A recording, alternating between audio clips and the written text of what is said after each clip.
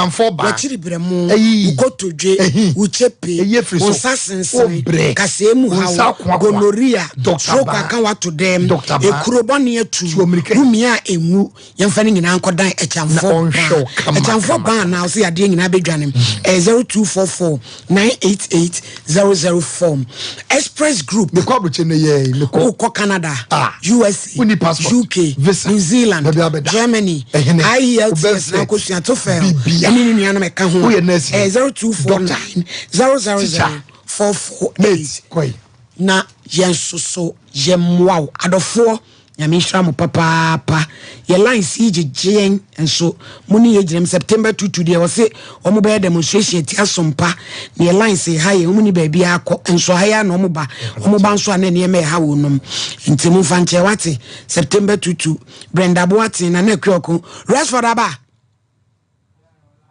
yo dada kwesi Jennifer Poku Riles Cuisine ane umunyina ba Adwa Goldi enso ejinem Ima Salami ane Margaret Amponsa Princess Farasi K Opari enso ewum Optimistic Ghana nana ekuya santua papa bi yeda mo ase adofo Emmanuel Inti also yini we love you more keep the fire burning yeda masipa Elizia Josefa na ye baby wo Benin your friend Docas na damfo ne ya Grace also do ye pa na ejumadi enso tie ye mi line ntum simanu mu pe na ba bia ni lanso ene adia ede yiye Ghana phone fa dwenkyere nso emra 0554931931 0548931931 na yenhye asemu yenhwe ne ka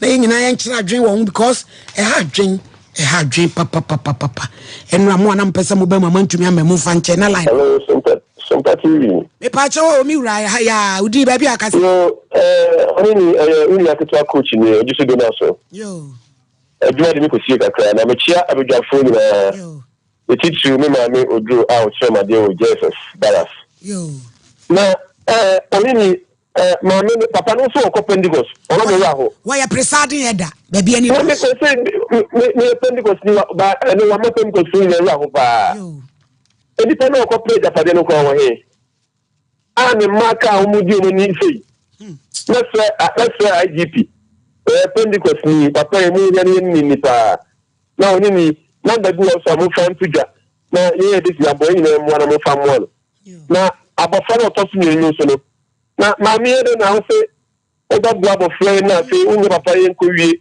na fe mo fe na mu nyane o fre ni pa o mfa ma na odu an responde wo ma no abehwe no akasem ba ko beti me nka ti onu de na asem de yi na firim ye de ya na be bua o de mo fan tuja na create be bia family wa e you get to coach and you do na so yeah that's it your striker currently no ya go be yeah that's it pa hello About pardon baby akase free but your friend Mary because free sometimes you ya me shira mo pa ni etuma moye na da delim die enyanka won yo mo sanu mi hebi me ma me wo ye na e last born afina mo what 3 months am die obi wo stay ni ye bia enne o tia soka you entin omo na ni na ho empenye ka asem ne da na jinse wo ye eda wo tika entin wo de niam e wada ni ade abenye mpanyin ko ada ade no ene atitai fo process for energy kwachi nkola na wo kama ene na wo tria etina obetu atoka medamatu edasi hello pacho din baby akase free pacho me de techima bro no be ne yeso no ya me ya o ya he ai yo yetie one papa I decided was there ya meaning as I said because nothing by the ola himu na ho edi abaya fache me wai ala ahia te akutum na Nkoyenim. Hello. Me rowdy baby akasefri. Kasefri ko bi kasefri kinya. Yo yentio. No, madasipani juma moye. Kaka be kan say da no. Omanya men kana kuma na ko hu ko ai mobo because asemi mati several types of station ga. Ahomete sempa anti elder we dey be obi a di nyamedi sere hu ko ai mobo kakra. I also said the one kwala no bia. Ya meto nsafo that should be almost a so you dey. Ti be sere hu ko ai mobo na dombo omo. Yo, yada sipi. Hello. What you doing?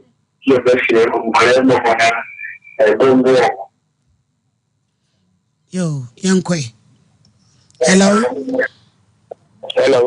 What you doing, baby? Akasefri. What you make Akasefri? Kapati me. Yentio. Eda ne die. Eda ne be me ka kire eda na ne se. Me ka se fi kapati me. Yate onka. Na me di ikanya se eda no eda. Onhwe no huyi. Ewi ase no na okwa. Why? Ntino onhwe no hwe nkola ne yi. Rawa me sa so chia me chia akola bi wo adwuma o mo ho. Gura fini dia da foforo no aba. Hello. Savannah, good afternoon. Afternoon, baby akasefri. Yes, I was able to get a proud money. You was saying to you. Savannah, and say Obiafra Edano. I know we cry a corner sonocan in Sansomano. You. And she won't say because and yet Obiani a fan idea towel.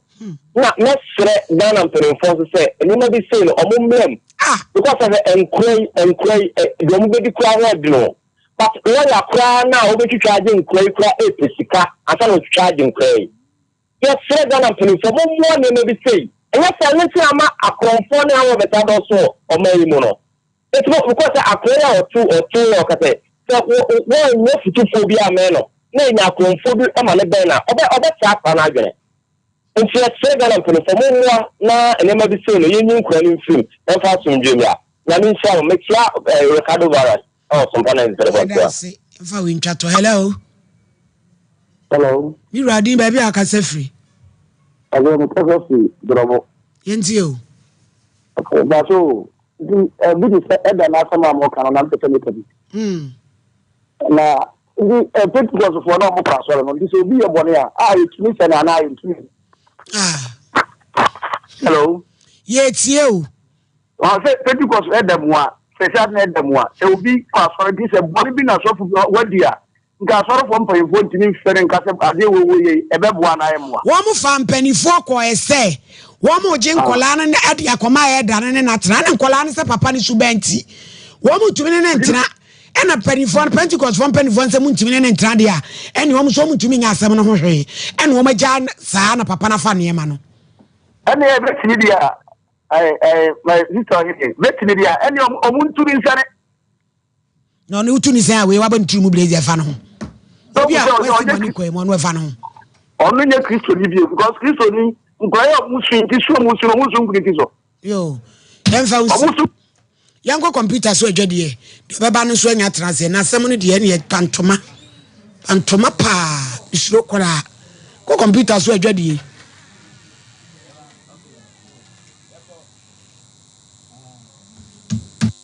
First clinic yes sciatica expert sciatica no o nerves na wo to ase na fa wo siremu na fa wo nasia besi ase ho no se ho techima eno ene fa ne sciatica na etimi bubu o to ase ka wo se dwe wo sirem wo je ho ba bi a enye na no na 21st clinic ba ya adwuma pa wo mu yenti abaso bo magine wo Ghana ha ene amono ne enya asem ketewa Womuji international awards ahodo womuji local awards ahodo na anu nso na womu be the only sciatica research and treatment center in Africa bibrim ha no ebi ni baabi a gise 21st clinic nkoa womu de bibiduro ene besa o yare no masa de machine aka ho eya yare sabia yare bia wutimi de ko ne mama de ba ko a womu gidi womu pa no eye sciatica ena stroke nso de kwa diabetes ne hypertension ne ade Ghana ha ba bia wo mo ho 0540 311 311 0540 311 311 na 21st clinic wo mo ye sciatica expert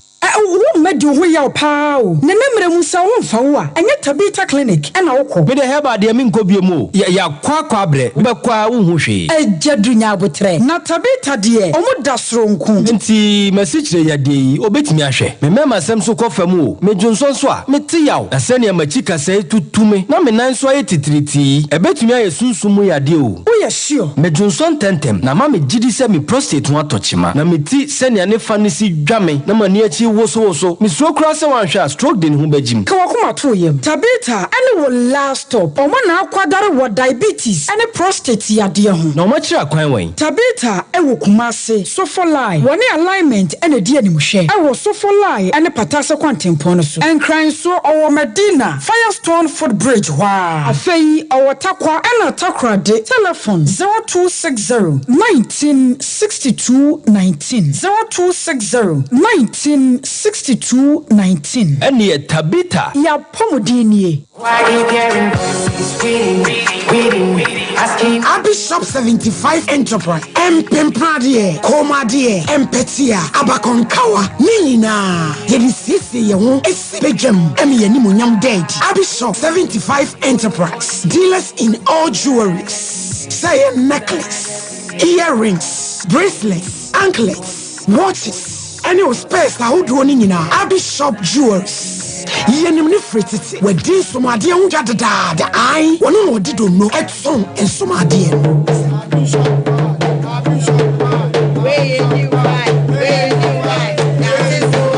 Say wedding rings, engagement rings. Dia wo pia. Ya won set wo ho. Ene won baako. Bishop 75 Jewels. Wase wo ji aware. Wo yesuna. Wo ye kojiemo. Ade bia. E ma oba ni pem. Wa ho sisirie mu di. Di ode be se waso. Di ode be tu kom. Di ode be tu nsa. Di ode be tu nine. Eye jewelries die. Eye Abish Kumase ye wo mrom. Plot 17. Adisha market echi ho a. Abi Plaza. Edan kesi ni. Ejuma efo ni mu. Ejuara kopem memenda. Anopa no nsia. Kopem anwumre no nsia. Abish wabi. Mu amupa ne duduo mu atu. Ene baako nyina. Say jewelries dia. Eye Bishop 75 Enterprise. Fraying 0598585219 and 0554304135. Bishop 75 Jewelry. Bishop 75 Enterprise. Dealers in jewelries. Bishop ye wonyame. Why you caring? Waiting. Asking. Hey, middle. Now then I want to why still for Sano. Hey, no Jama wa bre. Akos, send your mensani me name much shemeno. E mo yeti triti. Mean to me pose sorry. Who name one?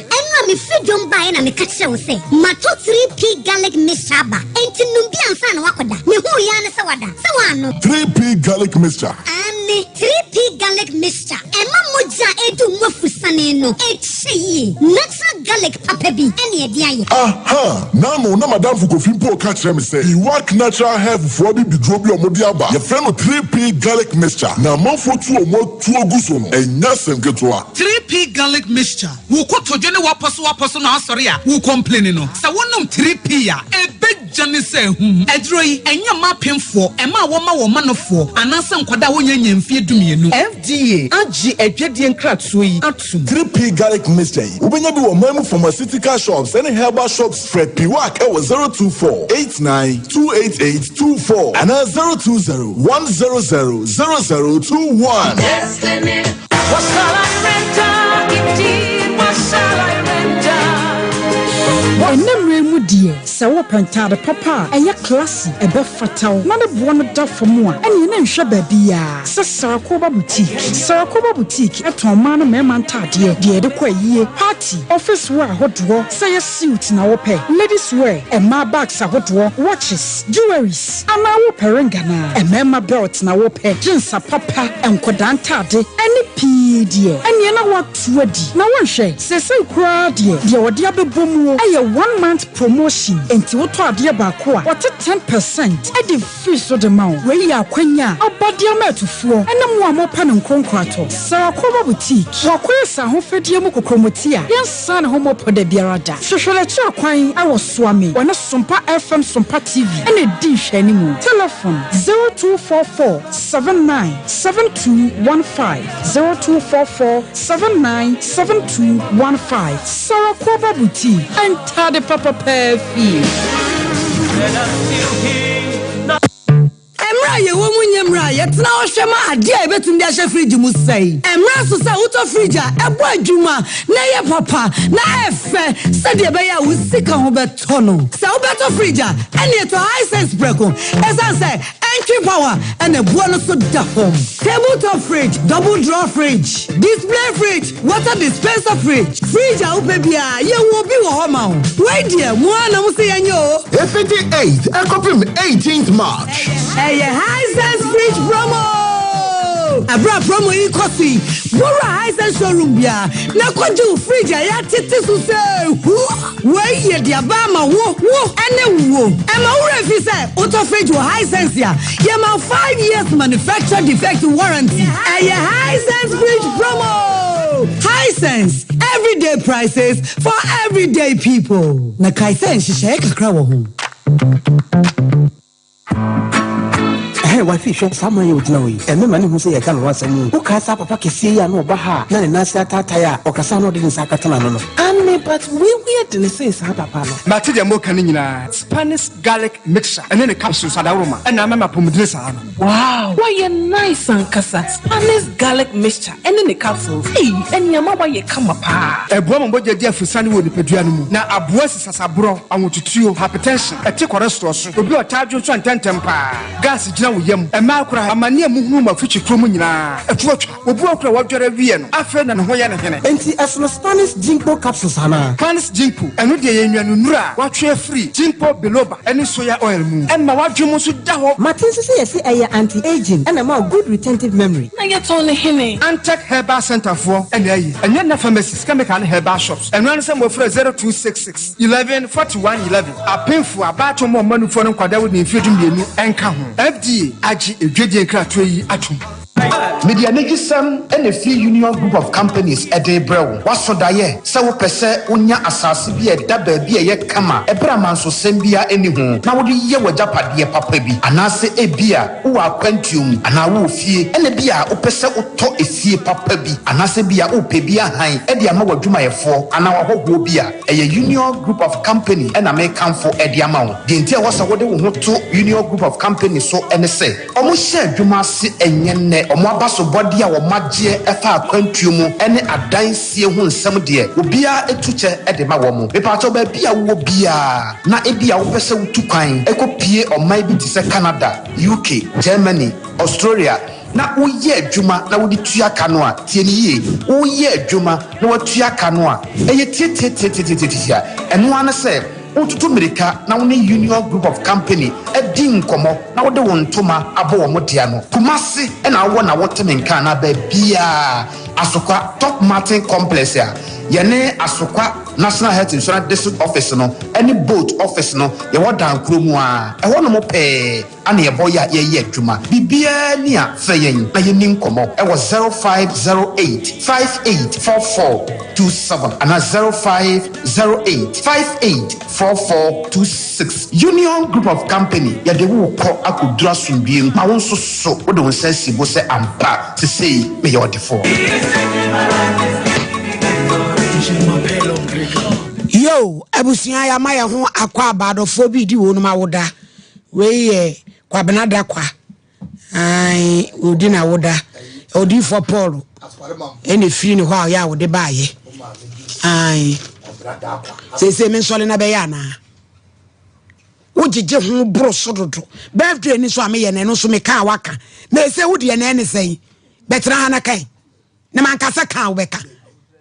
Aya October wano no ade bro me so do e de na me dwa me kwa wusa me kwa benada kwa obeka kakra ano ode dodo yo kwa benada kwa we Pizarro and Kinkesu I Golden Barbering Salon ono so ta frɛ pa Pizarro ɛna we ye maami Sarah Party Amsterdam club members wɔka ho nti ene so ye maami Sarah ono so edi na woda fefefe yesre nyame pa e de ma no so omonko so anta echi na yenso ye wo ho ma wonum abre enyina eda wo mase boy charity edu jamfi o yese o Sarah ko ba boutique we dey to Mr. Twan rodo pa 3 metro 3 metro pa inti eno so odi na woda nyame enhwa no na Dr. Faith wa ha obeba enche ti yebebo wuram na fe ye de no aba behim na efefefe case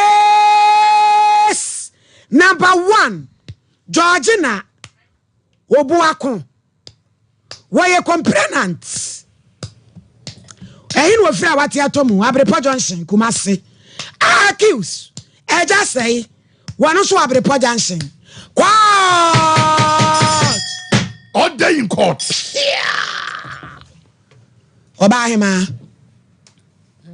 ante kasegu akasemu no wanhwe manim sa Epocha me yamfanti alabeko nyabotel utobala ai ant nyabotel beye nyabedai ai yawo Bible yawo Qur'ani yawo bodua yawo snap no nye bibufuo kosua mo hin na epe kuku a sister ba na epe Pocha mpe Bible na so urefi hu ante boko de eyo epe Bible chapel ben na eko ko hi chapel mokwa assemblies urade e ma yesu so assemblies for me so matete ekumo eyeme bodin ayeme ante ma wonye do ai Georgina bikutamin sam Bible sa sama amrebekin sa sama mebe minza akohwi no kwaran koten ewrade boam order kasade why antigena na de wo beye na emwa asembe ne da wo so anti ori abedan mepacha me yamfantini na mebakumase te mebakumase no mgita momoframa matu na meba no menyi baby te nti mede metro mass nti meba metro mass na ho na mede da mafama no nko school nti mede da ho na mafama no mo wo ne bobodo hu na bakada ntafo nti ho na meda na mesensena abo be na mede ko echime na nyanya bidi nti mede da ho na papa bi wo fa na eja sei obey na o se obobuom na me se obobuom abakwan do so obobuom ma menye baby atna na me se asabaleke oyampa na o se obobuom afio moframa na onyu ni dagro nti na moframa no wa ko school nti olekan na mempo do obo nti da ko maka fanya mama aba mesensen na o se baby adede no nye nti nana bi ni jadi bi wo ho ni kitchen bi wo ho ya kama nti odommo ko ho na ma akatena ona great no onye nti mo me ekebo ma motu ma da obi anyu a obotu ma be fe nti so kan no oya me de menye baby a mekatena bakra me ko so ahima mu mpo nti me sesel me yama me nyi wo fama no na yakatena ho nti yakatena ho na sensene ma abro ben na mdu ko echima na mba na ma abahye ho nti na chi na ayi de na enya dan na ma adim nti me de me nyi mo fama no yedem de skeba mi sem kakra makwa akotwe mo fama no wudi wo school nti yakwa ayo to bi oya de echima no oya onya de na da be yeduban ye edi npo na edam na menya no na oya mdada ma musom da ma nti da koro ya ba pise ye di ye keshe dem na maka abu no wontu ekabo ma